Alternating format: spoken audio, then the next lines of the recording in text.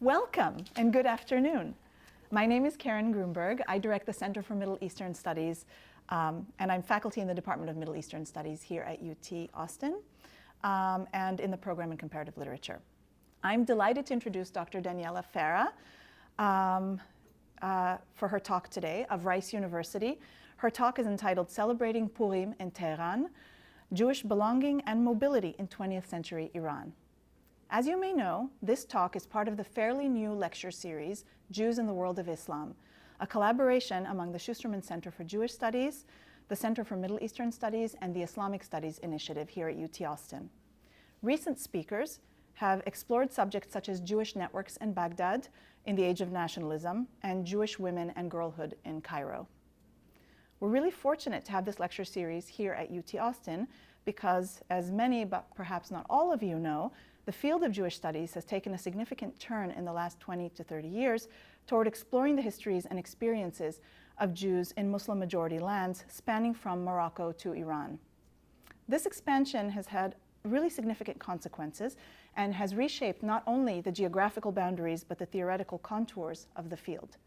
It has pushed us to think about Jews' complicated relationships to European colonialism or colonialisms, and the way that those colonialisms are practiced and enacted, about questions of identity, inclusion, exclusion, and citizenship, and about the uses of physical spaces in the Middle Eastern city and in rural areas, and about Jews' relationships to nationalism and the modern nation state as it emerged.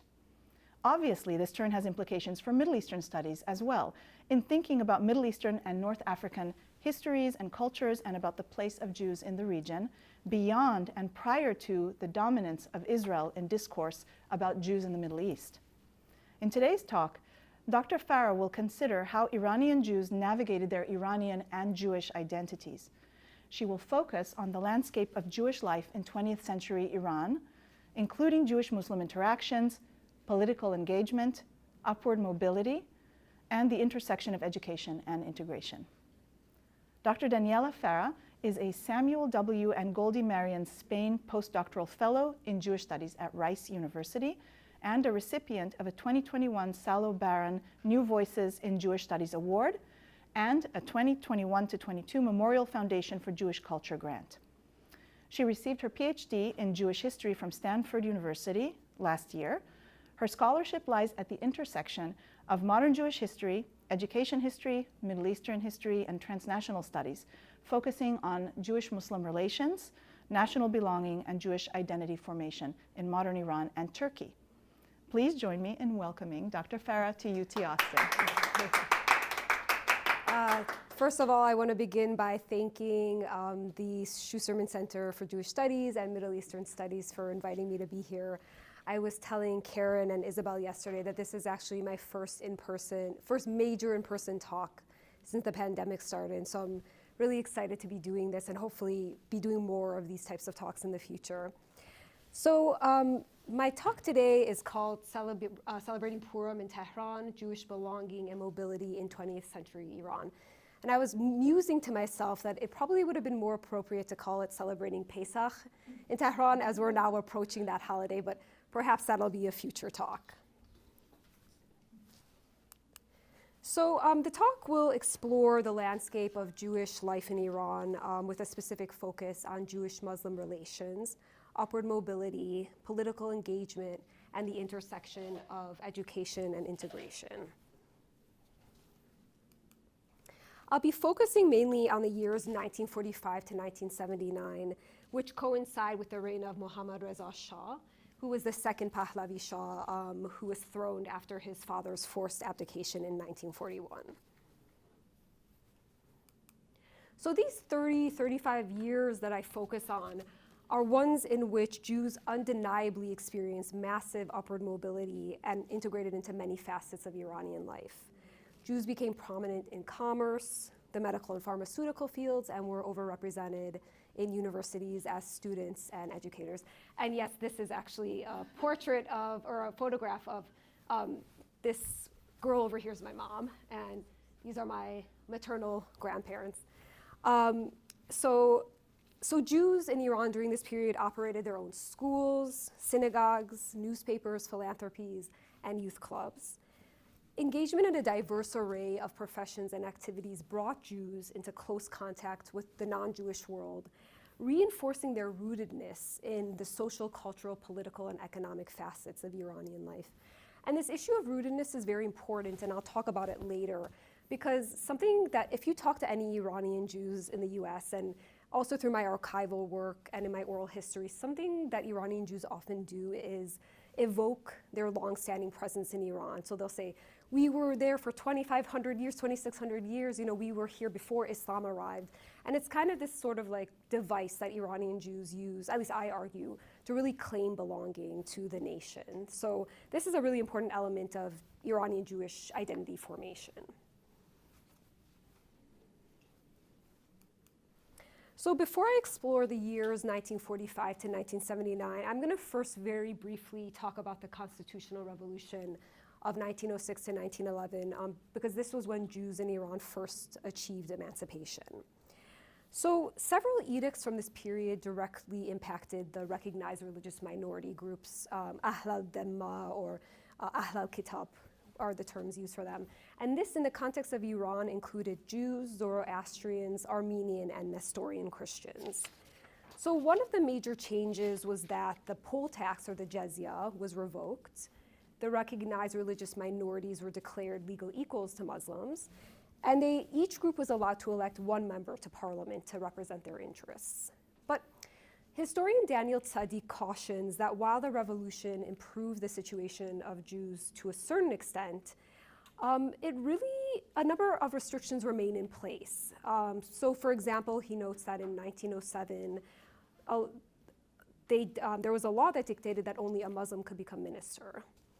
So I followed, Iranian Jews' reflections on the constitutional revolution, and I found one particularly interesting letter at the Central Zionist Archives written by a group of Iranian Jews to the League of Nations from 1927. In this letter, they talk about how, despite being declared legal equals to Iran's Jews or to Muslims, Jews were still facing many deprivations and civil rights.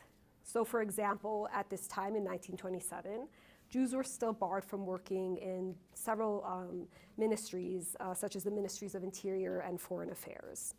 And then Jewish Iranian accounts from later decades echoed similar sentiments. A 1946 article in the Iranian Jewish newspaper Israel, which I'll return to later, is a really excellent example of this.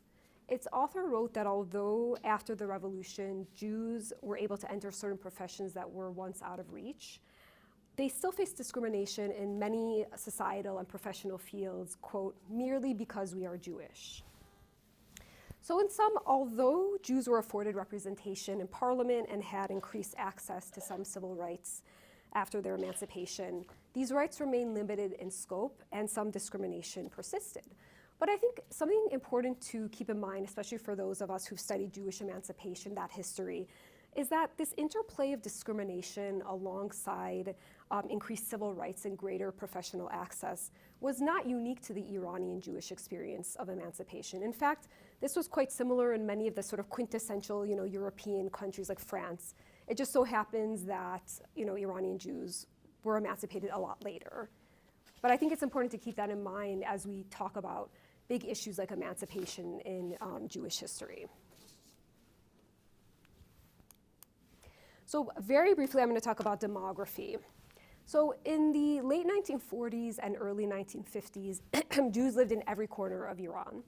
They were spread out over nearly 30 cities, towns, and villages, from Sanandaj, the capital of the Kurdish region of Iran, to Mashhad in the northeast, from Tehran to the north, and Shiraz in the southwest. At their height in the late 1940s, there were around 100,000 Jews living in Iran. Nearly 22,000 of those immigrated to Israel between approximately 1948 and 1951. So by the early 1950s, the number of Jews in Iran ranged from around 70 to 82,000, and that number would remain more or less the same until the 1970s. I'm going to talk a little bit about urban migration and immigration to Israel because this is an important component of the story that I tell in my work. So Following the end of the Second World War, there was massive internal migration of Jews and non-Jews alike from villages to urban areas. So the Jews left the provinces in droves, with Jews moving either to Tehran or to Israel.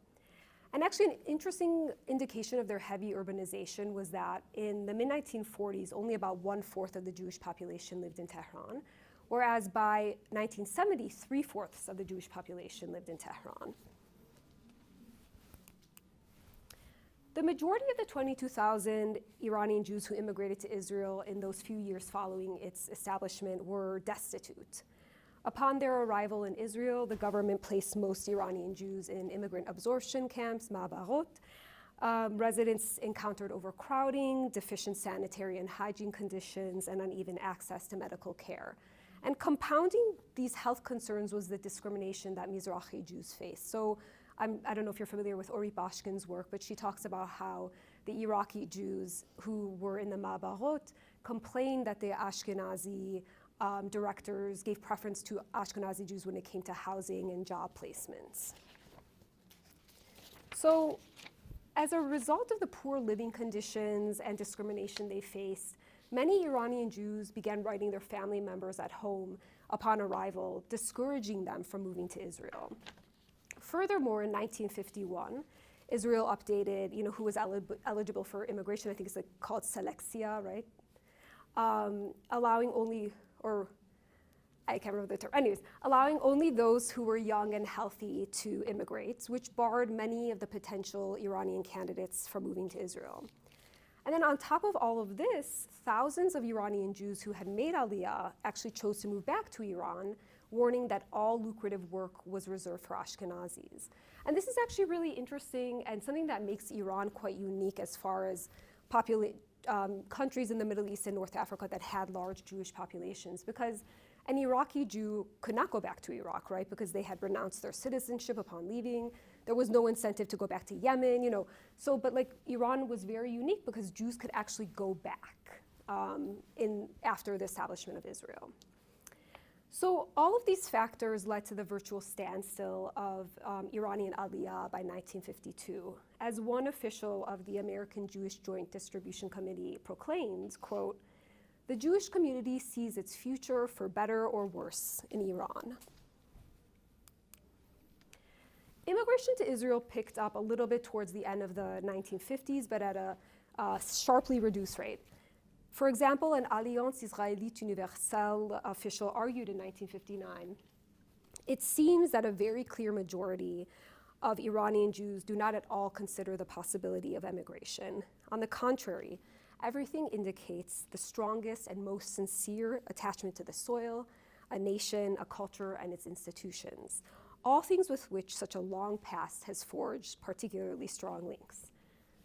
So the reasons for the lower rates of immigration in the late 1950s and early 1960s were manifold. First, as I'll talk about next, in the 1950s, Iranian Jews started to achieve massive upward mobility and were attending universities in large numbers. So moving to Israel, they argued, would probably entail a loss of livelihood. Second, this trend of Jews moving back from Iran to Israel continued into the 1960s. And as these Iranian Jews moved back to Iran, they talked about how difficult it was to acclimate to Israeli life. Lastly, as this quote here indicates, I would argue that the Iranian Jews who remained in Iran didn't want to leave because they had formed such strong bonds to the nation. But I don't want to give the impression that those Iranian Jews who remained in Iran were somehow anti-Zionist or anti-Israel. This wasn't the case at all. I mean, some may have been, but in fact, many Iranians would go visit their family in Israel and vice versa. And Jews, Iranian Jews cultivated relationships with the Israeli state. But I think what's really important to emphasize here is that the majority of Iran's Jews did end up choosing to stay in Iran after the establishment of Israel, which makes it very unique. Okay, so now I'll move on to economic status and upward mobility. Throughout the first half of the 20th century, Iran's Jews, like the majority of the Iranian nation, were desperately poor. Indeed, the main professions of Jews by 1945 were as peddlers, cloth sellers, grocers, refuse collectors, and petty merchants. A select few were doctors, government employees, and wealthy industrialists, but they remained in the few. However, Jews did begin to experience unprecedented upward mobility in the 1950s. And there are many reasons for this that I can get into in the Q&A, but I'll focus on one in particular, education. So the education offered by the Alliance in particular facilitated this upward mobility. I'm sure many of you know about the Alliance, but I'll just offer a very brief historical background. So the Alliance was a philanthropic Franco-Jewish organization which strove for Jewish rights throughout the world and aimed to bring about the emancipation of unemancipated Jews. As many scholars have shown, the Alliance problematically viewed Eastern Jews as backwards and superstitious, and argued that they needed exposure to French education in order to merit emancipation. So these schools based their curriculum on the French national system, with French serving as the main language of instruction. The Alliance established its first school in Iran in 1898, which was around 40 years after it established its first school in Tétouan, Morocco, in the capital of Tehran. So this is a chart showing all of the locations that they built schools and the years. And then this is a map that shows where all of the various schools were founded. And I want to pause on this map for a second because it's actually a really interesting illustration of how widespread the Jewish community was in Iran. And actually, it's not representative of all the Jewish communities because the Alliance didn't end up building schools where all the Jewish communities lived. So for example, I came across a few letters in the Alliance archives of people from Mashhad, Jews from Mashhad, appealing to the Alliance to build schools there, but they never did. We don't know why, or at least I don't know why yet, but it's an interesting area for future study. So on the most basic level, acquisition of French allowed some of the graduates of the Alliance to establish business partnerships with European firms. And also, let's not forget that at this time, of course, French carried a certain level of prestige, right? So it was very useful to know French in the first half of the 20th century. Moreover, according to the memoirs of Elias Eshaqian, an Iranian Jew who served as a director of several Alliance schools, an Alliance education helped many of its graduates enter universities. And of course, the university education allowed them to climb the socioeconomic ladder, as many Jews studied in the fields of medicine, science, pharmacy, and engineering. And I came across a lot of estimates showing how overrepresented Jews were in Iranian universities. Furthermore, a 1967 report by an Alliance high school director wrote that among the prominent Iranian Jews at the time, quote, almost all were our former students, end quote. These few examples, and there are many more, demonstrate that an Alliance education helped facilitate the upward mobility of at least a certain subset of Iran's Jews. And I know from my archival work that by the 1940s, which was the height of the Alliance's work in Iran, that actually a large majority of school-age Jewish children were attending Alliance schools. And this is a really interesting image. So this is a boy called Alfred Rebi, who attended the Sanandaj Alliance schools. And he received first place in the entire country in the baccalaureate exams in the year 1948. The baccalaureate exams were these exams that people took at the end of high school in order to graduate.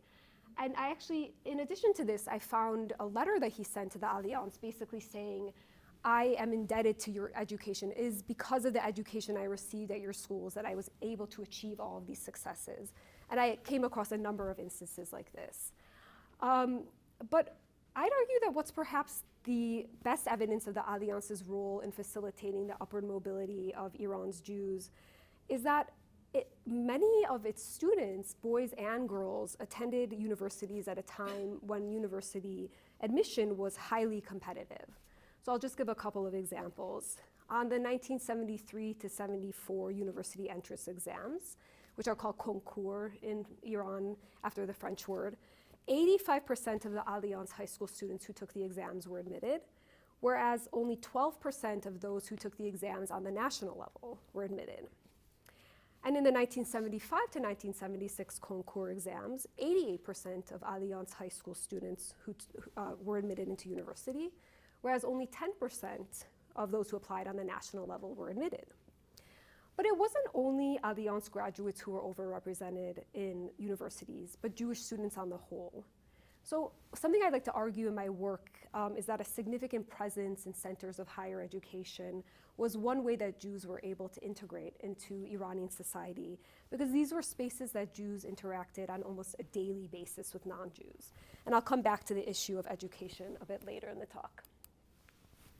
So by the 1960s, Jews had already achieved staggering upward mobility. According to a 1965 JDC report, the Jewish community as a whole has moved up several grades on the economic ladder. The poor are less poor. The middle class, which was practically non-existent 15 years ago, is today a substantial portion of the community, and the rich are very wealthy, end quote. A 1977 report remarked that in Iran, quote, the number of top Jewish physicians, dentists, pharmacists, lawyers, engineers, and technicians is high. So in sum, I provided these anecdotes and quotes to show that within a relatively short span of time, less than 30 years, Jews went from being impoverished to largely upper middle class, with education serving a major role in this mobility. I'll now turn to themes of interreligious encounters. After World War II, Jews came into frequent contact with non-Jews through several arenas. One of these was that in the 1950s, as Jews were achieving upward mobility, they began to leave the Jewish neighborhoods called mahallahs and started to go to the wealthier neighborhoods in northern Tehran. And according to my interviews and also speaking with my family, in these wealthier northern Tehran neighborhoods, Jews describe often hanging out with Muslims, even spending time at their house and having other non-Jewish friends. So this was one area in which Jews interacted with non-Jews. Perhaps a little bit, surprisingly, another area was military service. So in 1925, the newly thrown leader, Reza Shah, declared mandatory conscription. So Jews as well as non-Jews had to serve, or men had to serve in the military. So according to a 1970 report, quote, the Jews do their military service as soon as they are seen fit. Those with university degrees perform this service as officers. The Iranian army possesses a handful of officers of Jewish origin, but especially in the medical corps, supply corps, and engineering. My own father, featured here, the lone bespectacled gentleman with his arm against this pole, served in the army for nearly 2 years outside of the city of Ahvaz in a village. And he entered in as an officer because he was a doctor and had a medical degree. And something that's really interesting is that he was the only Jew in his entire unit and the only Jew in the region.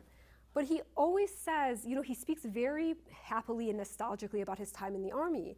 And he says he never had any issue as a Jew. And everyone knew he was Jewish. In fact, the higher-ups would allow him to have leave on the weekend so he could go home for Shabbat and things like that.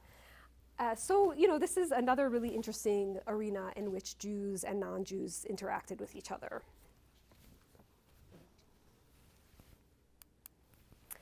Politics was, of course, another sphere that facilitated interactions between Jews and non-Jews.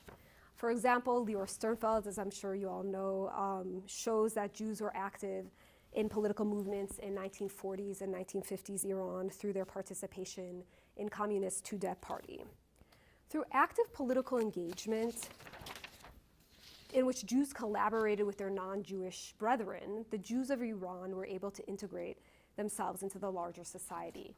And again, I want to pause on this photograph. It's from the Alliance photo archives. It features students and parents rallying at the Alliance School in Kermanshah in support of the Prime Minister Mohammad Mossadegh, who had recently nationalized Iranian oil. So I happen to know from my archival research that more than half of the students at this time at the Kermanshah School were Muslim. And if you look at the image, you do see girls and women wearing headscarves and others who are not. And so I read this as a really great testament to the fact that that politics was a sphere in which Jews and non-Jews could mobilize to show their support of the nation. And this is one particularly interesting example of that.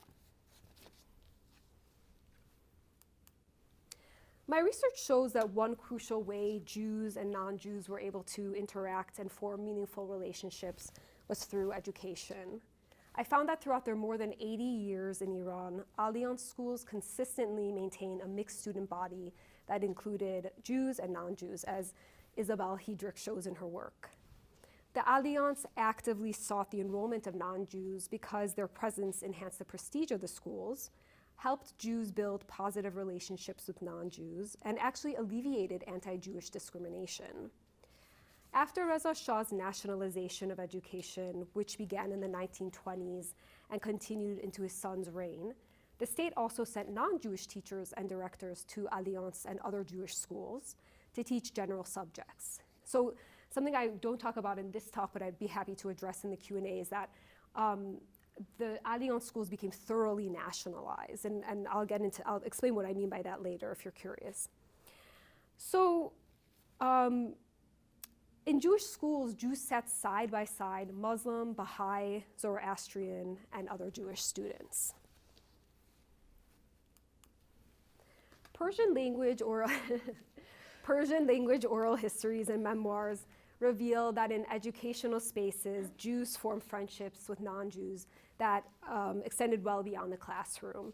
Jewish schools, therefore, were sites in which Jews could interact frequently with non-Jews.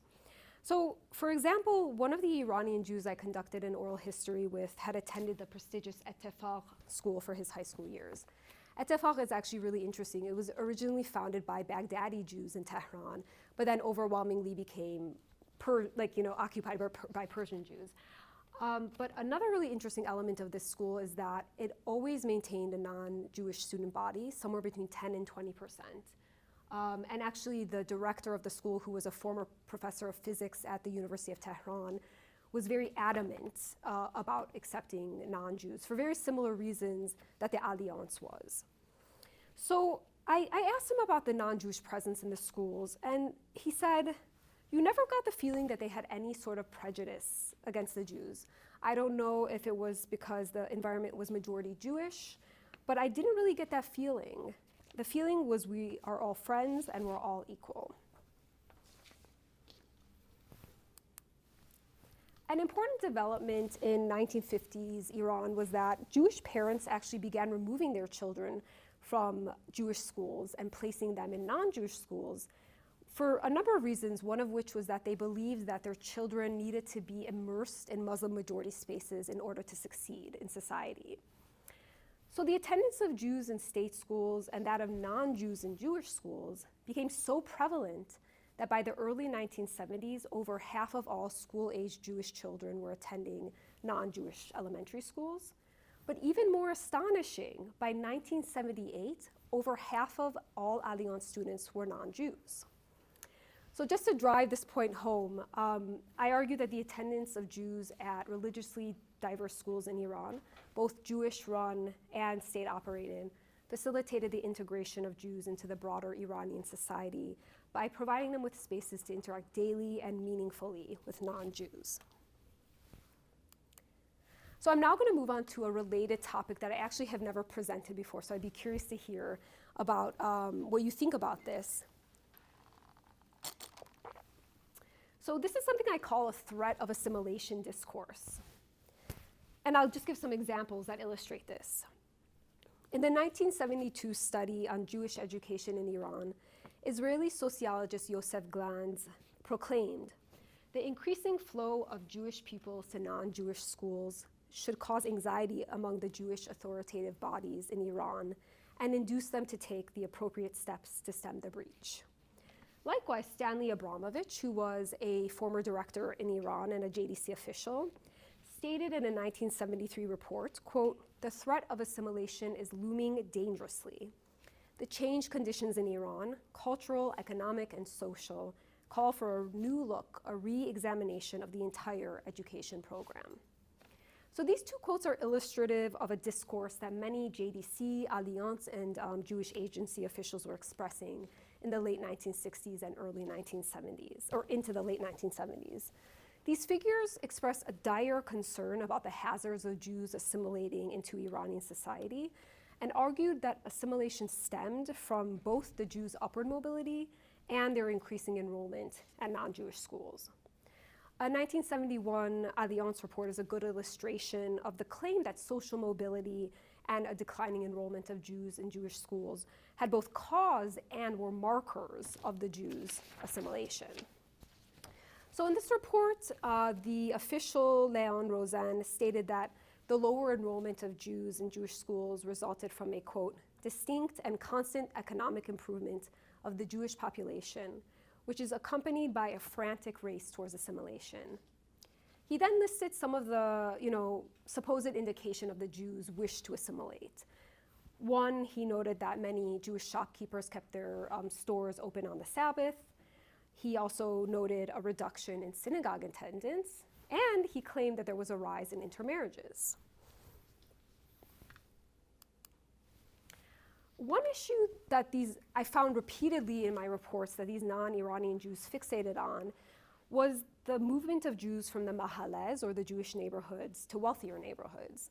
So basically, they argued that as Jews left these Jewish neighborhoods, their former cohesiveness eroded, and they feared that Jews would no longer perpetuate a Jewish group identity once they were no longer in Jewish majority spaces. Something really interesting I found was that JDC reports drew parallels between Iranian Jews' process of assimilation and those that American and European Jews had experienced decades earlier. And of course, inherent to these comparisons was the portrayal of Iranian Jews as inferior to Ashkenazi Jews. So for example, a 1972 JDC report said about Iran's Jews, one of Iranian Jewry's main problems today is assimilation. The Iranian community is going through an evolution not unlike that of the Jews in Western Europe and the US 50 years ago. Many of the Jews who have gotten out of the ghetto and risen in the world want to get into the mainstream of Iranian life and often put their early Jewish associations behind them. This quote, as you probably noted, compared the experience of the Jews of 1970s Iran with the early 20th century experience of American and European Jews, inferring that in both cases, Jews relinquished their ties to Judaism once they left Jewish neighborhoods. But this is where the similarities between Iranian and European Jews ended, as the author problematically contended that the customs and traditions among the Jews of Iran were, quote, overlaid with superstition.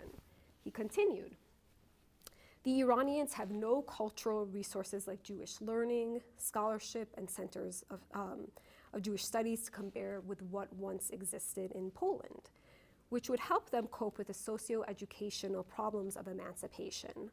There is no tradition of support for educational and cultural activities among the present leaders. And this was false, but this was the perception that these non-Iranian Jewish figures had of Jewish education in Iran. Hebrew and French sources also argue that Iran's Jews had relinquished their ties to a Jewish identity once they entered non-Jewish schools in large numbers. So for example, in a 1967 report that I found in the Central Zionist Archives, a man called Shlomo Nino, a Jewish agency representative in Iran, discussed Jews in non-Jewish schools, contending that the best state schools in Iran were, quote, full of Jewish students, end quote, and that the Jews attending these schools, quote, relinquish their attachment to Judaism, the Hebrew language, and Israeli holidays, and are clear objects of assimilation. Similarly, in a 1970 Allianz source, the author discussed Jewish youth attending the prestigious non-Jewish high schools in Tehran. Quote, the de-Judaization among the youth makes progress that alarms some. The Jewish establishment offers no serious Jewish education to its children who attend the most renowned state high schools. Jewish officials invested in Jewish education in Iran posited that this education needed to be drastically improved in order to compete with the Iranian state schools and thus stem the tide of assimilation. For example, a 1972 JDC report said, quote, unless a massive effort is soon made by the JDC and other organizations to improve Jewish education in Iran, there is a very real danger that within a generation or two, Iranian Jewry will disappear. So The American, Israeli, and European Jewish officials' conception of assimilation was neither static nor clearly definable. At times, assimilation meant intermarriage, and at other times, it merely meant a loss of a Jewish group identity. But in the most extreme of cases, these Jews feared that assimilation would entail conversion. But in all of the sources I've examined and in all of my interviews with Iranian Jews and non-Jews, I didn't find any evidence to suggest that either intermarriage or conversion were prevalent in the period of the 1940s to the 1970s. In fact, there's no indication that the sort of radical assimilation that Todd Endelman talks about in his work occurred among Iran's Jews in this period.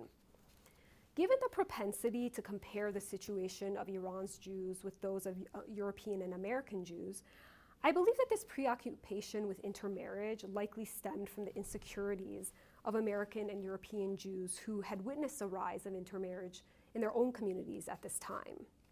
As Todd Endelman has noted, communal anxiety around intermarriage began to really skyrocket in the 1960s as intermarriage was becoming very prevalent. And this, it might be more controversial, but I also believe that the fear that Jews would no longer perpetuate a Jewish identity was informed by the massive Jewish loss during the Holocaust. So several scholars have shown that following the Holocaust, Zionists viewed Middle Eastern and North African Jews as the primary reservoirs of immigration to Palestine and later Israel. These figures believed, as one 1947 Otzer HaTorah handbook put it, that it was essential to transfer the Jewry to Palestine before, quote, it succumbs to strange influences, to sink into annihilation, and to be lost for Judaism, end quote. And you know, the terms annihilation, these obviously are post-Holocaust inflected terms. So I do think that that really was weighing on these officials in Iran. Okay, moving to the next and last theme for my talk. So within sources that highlight Iranian Jews, or actually not the next, sorry. Within sources that highlight Iranian Jews' perspectives, there's no sense that they feared integration. And I intentionally use the term integration here because I don't think assimilation is appropriate to describe the process that Jews encountered in Iran. In fact, it appears that Jews celebrated their level of integration.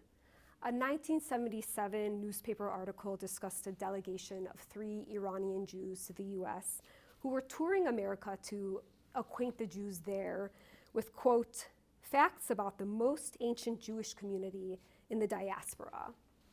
One of the 3, the prominent Jewish philanthropist Musa Kermanian, stated that the Jewish community, quote, is now experiencing an era of freedom and prosperity unprecedented since Cyrus the Great.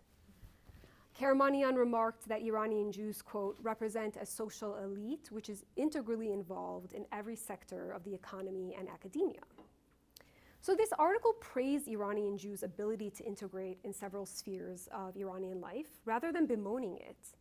Indeed, as one Iranian Jew I interviewed forcefully stated after I asked him if he thought Jews were integrated in Iran, quote, Jews were integrated. After 2,500 years of living in Iran, we were all speaking Farsi. We celebrated Nowruz, and we were very patriotic toward Iran. So to conclude this section, it was mainly non-Iranian Jews rather than Iranian Jews themselves who debated the hazards of assimilation. These American, Israeli, and European Jewish figures, I argue, were transposing their own concerns about the potential corrosive impacts of assimilation onto the Jews of Iran. And so a broader argument I try to make in my work is that because assimilation, which is a definitive concept within Jewish historical scholarship, is not necessarily a viable lens through which to view the experience of Jews in modern Iran, studying assimilation or integration in the Iranian context can actually help us complicate modern Jewish history. Okay, now I'll move to the very last segment of my talk. So this will explore patriotism and national belonging, especially in the sphere of the press. A May 1946 article entitled, "We are also Iranians and we have rights in this home," in the Iranian Jewish newspaper Israel, argued that Jews, quote, have known themselves to be Iranian and have always fought shoulder to shoulder with the rest of their compatriots to achieve Iran's greatness, end quote. These patriotic sentiments, declarations of loyalty, and claims about the collaboration between Jews and non-Jews were standard features of Iranian Jewish newspapers in the years following World War II.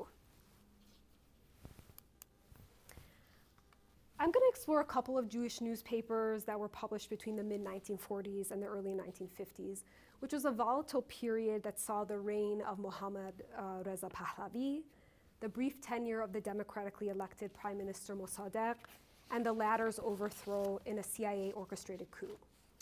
So in these newspapers, Jews repeatedly declared their loyalty to Iran and evoked their enduring existence there to both claim membership to the nation and demand equal rights. And I argue that a strong Iranian identity allowed Jews to use the space of the press to loudly declare their loyalty and to challenge anti-Semitism. So two of the newspapers that I examined a lot in my work are Alam Yahud, the Jewish World, which was established in May 1945, and Israel, which was established in April 1946. Both newspapers were written in modern Persian, which means that they were accessible to non-Jews as well as Jews. And the reason I bring this up is that prior to this era, Jews who were publishing newspapers did it mostly in Judeo-Persian, so it was only accessible to other Jews. And in fact, I actually found that these newspapers had some Muslim readers because Muslim readers would sometimes write letters to the editor that the newspapers would then include. So it's really interesting that non-Jews were also reading these newspapers. So remember again that these newspapers were established in 1945 and 1946. In these two newspapers, the Jewish writers paid special attention to Nazis and Nazi sympathizers in Iran. Prior to the 1941 Anglo-Soviet invasion, Nazis transmitted anti-Semitic rhetoric in Iran and throughout the Middle East and North Africa through radio broadcasts. So I'll first give one example to show how Iranian Jews responded to this anti-Semitic rhetoric, and then I'll discuss proclamations of loyalty. In a July 1946 article, Azizullah Gabay denounced an author who had written, quote, "Being a Nazi is not a crime," end quote. And remember, this was in 1946. He stated, quote, "If you had the tiniest knowledge about the holy Islamic religion and had even once studied the Noble Quran, you would see how much Islam respects the Jews." His remarks are significant because they show that Jewish writers felt comfortable entering in debates with Muslim ones. So what allowed Jewish authors to do this? I believe they felt comfortable doing so because they saw themselves to be just as Iranian as Muslims. So in other words, a strong Iranian identity emboldened Jews to dispute anti-Semitic rhetoric. I'm gonna look a little bit at proclamations of loyalty. So in their articles, Jewish journalists repeatedly emphasized their longstanding presence in Iran and their love of nation in order to claim an Iranian identity and request rights on behalf of Iran's Jews. These writers discuss the benevolence that Iranian Jewish leaders, going back to Cyrus the Great, as I spoke about earlier, had shown their Jews. For example, in a 1945 article in Alam Yahud, the author argued that Iranian Jews were the most loyal Iranians and stated, "The Jewish people will always remember the kindness of this affectionate, dear homeland Iran, and their fondness for this water and soil and for their Iranian brothers is engraved on their chests." A lot of these quotes that I came across are very saccharine and over the top, so they're actually quite fun to read. A May 1946 article in Israel, quote, called "We Are Also Iranians and We Have Rights in This Home," likewise discussed this benevolence, but it also sought rights for Iran's Jews. The author asserted that Jews viewed themselves singularly as Iranian, while also stressing the restrictions they had been facing. But he wrote that Iran's Jews were hopeful that the obstacles keeping them from collaborating with other Iranians would soon be removed. "The Jews of Iran want to unite with our dear brothers so that we may struggle until our last drop of blood falls, shoulder to shoulder, to create a new Iran." In some, the content of these newspapers really speaks to issues of national belonging and identity. The authors insisted that being Iranian was a huge part of how Jews viewed themselves. And of course, we should probably question, or one might want to question the sincerity behind these statements. But it's difficult for us to really establish how sincere they were. But the reason why I think that these sort of quotes are so important is one, that they demonstrate that Jews openly contested anti-Semitism in the Iranian press and in Iranian society. And two, they really illustrate the sort of communal anxieties and preoccupations that Jews had at this time. So in the short story, the last chapter in the book of Exodus by the Iranian Jewish novelist Roya Hakakian, she discusses celebrating Passover with her family in the years before the Islamic Revolution. In one interesting passage, she writes, "At Seder, we recited words that conjured no immediate bitter memories to the minds of anyone. This was the 1970s. Bondage, affliction, and suffering at the hands of a bad majority meant little to most of my family. We vowed next year in Israel, but knew even as the words rang in the air how hollow they were. The family dreamed of the land of milk and honey, but wished to wake up in Tehran." So she talks about, too, in her memoir and in this short story, how much the Jews of Iran, including her own family, were prospering in the 1970s. So towards the end of the story, she asks, why then did her family eventually leave Iran in the mid-1980s? What was it then that drove us out of Iran?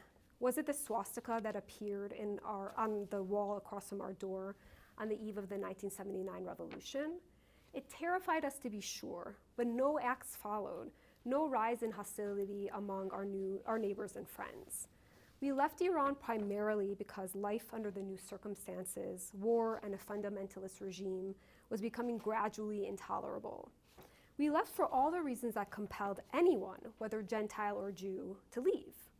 Academic and professional opportunities were dwindling for those who did not subscribe to the ruling ideology. And I should say she's talking specifically about middle-class Iranians here. So I include these excerpts because I think they nicely encapsulate the state of Iranian Jewish life in the years preceding and following the Islamic Revolution. Many Jews felt deeply connected to the Iranian nation and saw their futures in Iran. But with the arrival of the Islamic Revolution, life for non-Jews and Jews alike became increasingly unbearable, forcing many to leave. So to conclude, I hope I was able to show in my talk that the Jews of Iran between the mid-1940s and the late 1970s were active Iranian citizens who formed close bonds with the Iranian nation and their non-Jewish compatriots. Like most Jewish communities worldwide, emancipation in Iran did not entail the complete abolishment of discrimination. But despite the persistence of some discrimination in Iran, Jews flourished and integrated into many facets of Iranian life. Thank you. I don't know, this is not my computer, so. Thank you,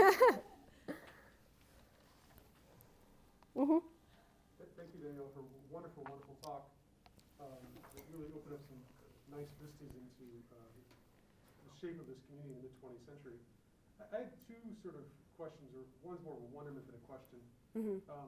The first is, I know that certain Jews from North Africa who immigrated to Israel and obviously were unable to immigrate back, continued on to European countries and even North America. Right. So the first question is, do you find a similar, I mean, obviously Iranian Jews could immigrate back to Iran. Do you find some similar transition from Iran to Israel and then out to European lands? And then my second question has to do with the destruction of identity, not only for the Jews who returned, but the Jews who remained. What role did, because I'm thinking about your Purim use, right? With the one kid dressed in Israel and the whole Right. So what role did Zionism play in the construction of Iranian Jewish identity in the kind of middle part of the 20th century? Was there any role for it, or what shape did it take? That's great. Yeah, great questions. Yeah. So to address your first question, I have not encountered any sort of massive movement of Jews who went to Israel then like Iranian Jews who went to Israel then went to Europe. What normally happened is if you left Israel, you went back to Iran and then off to America, to North America. Some Iranian Jews did end up in Europe, but the majority ended up in the U.S., especially the hubs of like LA, Tehran, and also on the East Coast, I think in in New York. I'm not as familiar with the New York Jewish community. But so that's all to say that not many Iranian Jews ended up in Europe, but some did. And then as far as the second question, that's great. And it's one that I haven't thought about too much. Lior Sternfeld talks a lot about this in his work. So I think that, for one, Israelis were present in Iran. So there was the Solel Boneh in Abadan, which is this construction company, like oil refinement company, I think. And so there were Israelis living there, and there were also Israelis living in Tehran. They had their own schools, and in my oral histories, I found that it seems like the Israelis living there didn't interact too much with the Iranian Jews. But that's all to say that Jews living in Iran were very much exposed to Israeli life, culture, and Zionist ideology. And prior to 1948, many Jews embraced Zionism in Iran, especially after the Balfour Declaration. So I do think that Zionism was important to Iran's Jews. So I hope I didn't give the impression that it wasn't. And in fact, a number of my family members ended up moving to Israel. But I guess like the major, interesting point is that the majority of Jews did not choose to move to Israel, but at the same time, Israel still remained a really important cultural touchstone. And in fact, this is neither here nor there, but I mean, people from Iran would go to Israel for like medical treatments and things like that. My grandma had breast cancer and she went to Israel to get treatment for it because they didn't have the proper treatment in Iran. So, and also on top of this, there was a positive relationship between Iran and Israel, like more or less positive. So that really helped facilitate the sort of back and forth between Israel and Iran. Yeah. So thank you for really a wonderful talk. I learned so much that I really didn't have any idea about. And I want to kind of piggyback off the question that Jonathan asked about Zionism in Iran. I noticed that you, in one of the sources that you cited, was credited to the Central Zionist Archive. Mm-hmm. And I guess I have a question about the sources that you use. Sure, and how many of those, considering how really quite few Iranian Jews, and I was very surprised to learn this because, I'm comparing to the case that I know best, which is Iraq. Mm-hmm. But other also Middle Eastern Jewish communities that immigrated to Israel pretty much were sort of the community as a whole, and didn't always stay that way, and people then left Right. and went to North America or to Europe. But in this case, it sounds like it was very, very different. Mm-hmm. And it's interesting,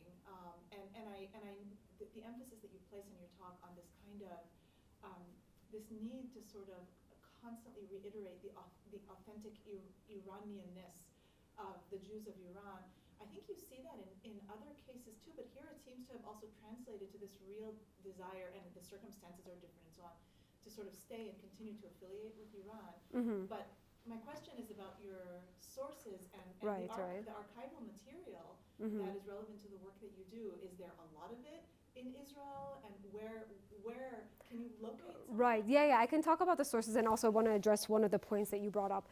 The majority of the sources that I accessed, well, not majority, but a very large percentage of the sources I accessed were in Israel. The Central Zionist Archives, the library in Jerusalem, the State Library in Jerusalem, and then a couple of other archives. I also spent a lot of time at the Alliance archives and at a few archives in the US. But yeah, so what happened was a lot of the sources were brought to Israel, and so that's where they are. And I would love to, I've never been to Iran, I would love to go, but it's a danger for me to go as an American Jew who has spent significant time in Israel. So to answer, I'm not sure if I'm answering your question.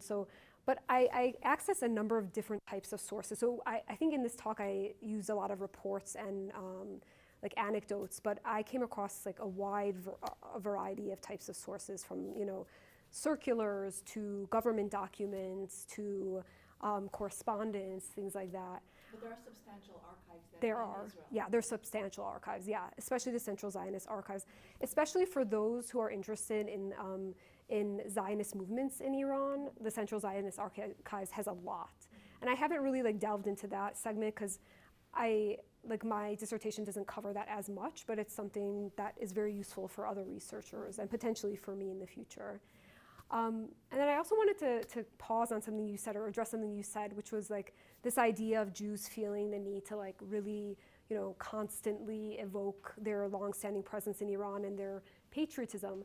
And especially in the newspapers, what I found was I think that Jews, I do believe sincerely that they saw themselves to be very Iranian, and even those you talk to today in the diaspora say the same, But I think part of why they so strongly were proclaiming their loyalty to Iran was because they were still inhabiting precarious places in Iranian society. This was the 1940s. They only in the next few years would start achieving upward mobility. This was, as I said, there was a Nazi presence in Iran, and there was still discrimination. And so I think that reading between the lines, the fact that they're constantly saying that we are these loyal citizens and we love the water and soil of Iran is almost a way to really just try and prove to everyone else that they are real Iranians. I was very surprised to hear that they gained mobility so late compared Right, to Arab countries right. where they were very rich and influential for a long time. So why was that? It's a great question. There are a number of factors, but I think it's the nature of the ruling groups, or the people who came into power in the 1920s, the Pahlavi dynasty, which prior to that was the Qajar dynasty, and it was not centralized at all.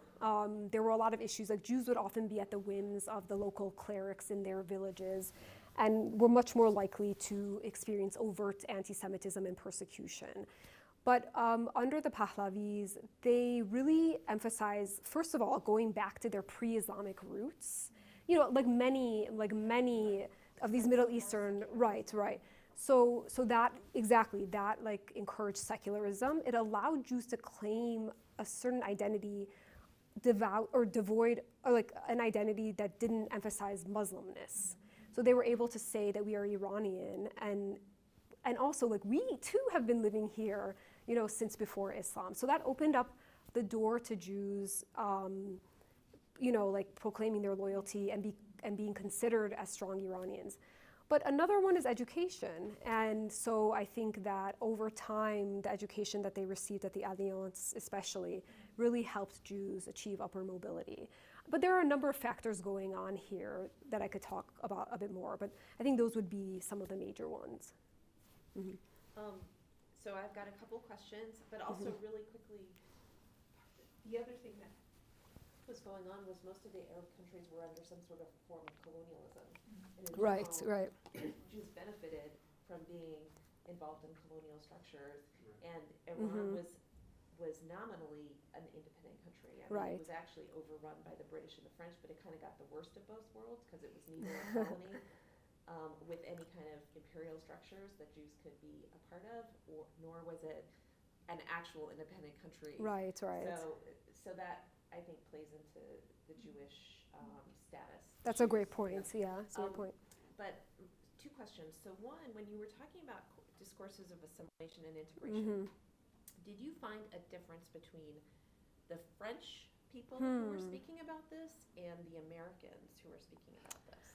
That's interesting. I need to go back. I do think that the Americans were way more preoccupied. I think I came across a lot more sources among American and European Jews who were talking about this assimilation. So for example, one of them that I quoted was by this guy, Stanley Abramovich, who was originally a Polish Jew, left before World War II to England, and then from England he went to Israel, and then he went on to serve with the JDC for decades. But in his memoir, he talks about how had he stayed in Poland, he would have, he was attending one of those gymnasium schools, and he talked about how they were these centers of assimilation, how the Jewish students attending these schools were all losing their Jewish identity. And so he talks about how had I stayed there, I would have been one among a bunch of Polish Jews who basically lost my Jewish identity. And so anyway, so this sort of rhetoric really is, I found, quite pervasive in the JDC sources and to a certain extent some of the other European sources. But I do think it wasn't as prevalent among, and I think part of that too is, you have me thinking now, well, the Alliance never really advocated for Jews to move to Israel, right? Their whole project was helping Jews integrate into the local societies, which they were actually successful with in Iran, unlike in many places. But JDC and Jewish agency officials would often talk about how these Jews needed to move to Iran, needed to ultimately move to Israel. And so I think they had more of a preoccupation with this issue of assimilation than perhaps the French Alliance figures did. Mm-hmm. But that's a good. I need to go back and really comb through those sources. Yeah. No, anyway, yeah, I think that's really interesting. And then also, in terms of maybe putting Iran into sort of contrast and comparison with other Middle Eastern countries, how does it compare to Morocco, for example, which is just about that? Yeah, that's a great question. Yeah, so I'm not as familiar with the Moroccan Jewish historiography, but I mean, a number of scholars, like most recently Alma Heckman, has shown that, for example, a really significant portion of Iraqi Jews were involved in communist movements. And likewise, Lior Sternfeld has shown in the Iranian context, many Jews were also drawn to communism for many of the same reasons as they were in Morocco. And this was because, one, these spaces offered religious minorities, and in Iran it's different because there were different types of religious minorities, but it offered them spaces in which they would no longer face ostracizing and things like that. And it was, they viewed the Communist Party as being against fascism, which they were. And so anyways, in both places, Jews were very drawn to communism, which is not surprising because obviously a lot of research has shown that Jews worldwide have been drawn to communism, but not much has been focused on the Middle Eastern and North African context. But in addition to that, when I've presented my work in other spaces, especially when I talk about the Jewish press, a number of people who focus on Morocco say, oh my God, this is exactly the same as the case in Morocco. I have come across sources that sound word for word are exactly the same, except replace Iran with Morocco. So likewise, these Jews were really fervently, trying to demonstrate their loyalty to Morocco. But of course, we need to keep in mind that there were a lot of important differences as well. For one, Morocco had a much larger Jewish community, 250,000. Iran was 100,000 at its height. And as you noted, there was also the presence of colonialism there, whereas it was more or less absent in Iran. But no, I do think that the Jews in these countries did experience some really interesting comparisons. I like to talk a lot about, in my work and in future work, I want to explore this, looking at Iranian and Turkish Jews in comparison, especially because these are two nominally Middle Eastern countries. People say Central Asia, but anyways, these are two nominally Middle Eastern countries that were non-Arabic speaking, had very contemporaneous constitutional revolutions, and also, more importantly perhaps, that actually still maintain Jewish communities today. And so I think it's interesting to ask, why is it that these two countries that the Jews of these two countries had such different experiences after Israel was founded than the Jews in Arabic-speaking lands? That was a tangent, but yeah, I'm hoping to do that. That will be my second book project. Yeah. So, does anyone have any other questions? I have many more questions. Yeah, I know. But you've been answering them so diligently. Thank you so much. Thank you so much. Thank you.